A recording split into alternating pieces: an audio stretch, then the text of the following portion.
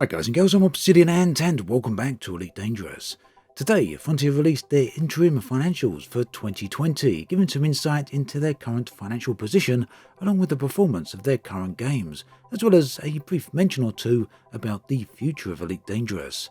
So the document in question, the document itself, is a pretty long one, and for those of you who may not be aware, the public filing of these financials is a legal requirement here in the UK. In short, this means that the people outside of the business can get a clear and trustworthy picture of how things currently stand.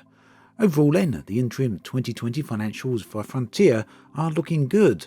In the 6 months between May and November 2019, they generated £32 million in revenue, which is roughly equal to $41 million. Their gross profit was £21.4 million, and their operating profit for this period was £4.5 million, which is almost double their operating profit for the same period in 2018. Meanwhile, Frontier's current net cash balance stands at £28.9 million, which is down from £35.3 million at this time last year. And Frontier state that the additional non-capitalised work, that is work undertaken as an expense during 2019, was due to the free content updates for Elite Dangerous and Jurassic World Evolution. As with previous years, they restated that they believe a mixture of free and paid content updates works very well for their business models, and as we already know, Elite Dangerous is set to get a paid expansion this year.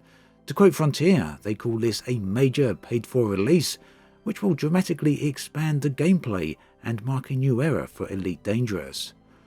Whilst there's still no word on what this paid expansion or what this paid update will actually contain, they do cite a launch window or launch period for the end of 2020. Pure speculation here, but I personally be willing to place a bet that the mid of December would actually be the release date, and this would fit in and match up with all previous large Elite Dangerous updates. Frontier also stated that Horizons has an attach rate of roughly 50%, meaning that around half of all Elite Dangerous players own the Horizons update. Now, sales numbers for Elite Dangerous were not mentioned in this report, although the previous report stated that a total sold copies of Elite stood at around 5.5 million or thereabouts. It's also worth taking a brief look at the active player numbers here. Yes, it's Steam charts, but it gives an indication of where things are at. Daily active concurrent player numbers have been peaking at around 9,000, while the average concurrent player numbers are around 5,000. Which actually places the numbers at a higher point than during most of last year. Now, it seems possible that the new player experience is doing a good job here of retaining players, and these numbers could be a reflection of that. Now, Planet Zoo, meanwhile, seems to have been a big success for Frontier, with it selling 500,000 copies between the 5th of November and early December. Frontier also state that their other games continue to perform well. Also, their publishing arm is growing, as they have now signed up as publisher for 3 separate deals, and this includes the previously announced Haymont games. They also have a number of other deals lined up for third-party games that they wish to publish, but as yet these are still either unsigned or unannounced. So that pretty much covers the highlights, but if you want to take a full look at the document, then you can find it linked in the video description. In other news, Frontier recently clarified the situation with the mining changes, and I'll briefly detail those right here. So, most recently, regarding the way commodity prices are displayed based upon what you are holding inside your cargo hold, Frontier say that this has been the way the game has functioned since 2014. It seems then that it's likely this is now more apparent to players due to the way we're trading or trying to get the best possible prices for the mined minerals.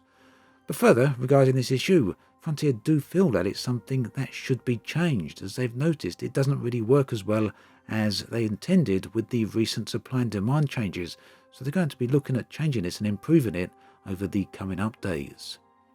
And just to go over a slightly older post here from Frontier, these ones are dated from last week, they have detailed a little more on how the new supply and demand changes actually work, and here's some basic bullet points summarising what they've said.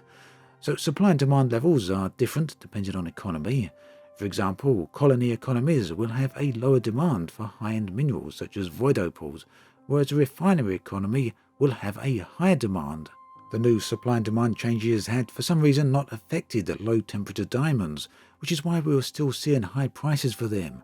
And Frontier have gone ahead and changed this so that low temperature diamonds are now also affected in the same way as all other minerals. Also, the galaxy map filters for commodities have now been changed so that it's no longer required to have minerals in your cargo hold in order to use these filters. In short, void opals, painite, low temperature diamonds and other similar goods will now have visible filters on the galaxy map even if your cargo hold is empty. Unfortunately, there's no word on the in-game trading tools and the apparent issues with the unreliable sell prices for remote markets. And this for me really is the biggest obstacle. It's something I'd love to see it changed. We've no idea really at the moment whether this is working as intended or whether it's actually broken. And to be perfectly honest, I do feel that even if it is working as intended, it's pretty much useless and not very helpful at all. So hopefully this is something that Frontier will look at in the future as well. And finally, if you're still interested in finding out more information on the mining changes, Down to Earth Astronomy has been taking a very close look at how this all works and how to obtain the best sell prices. He's got a video for this up available on his YouTube channel right now, and again that is linked in the video description below, so do go head on over and take a look. As always, thanks for watching, and I'll catch you guys and girls next time.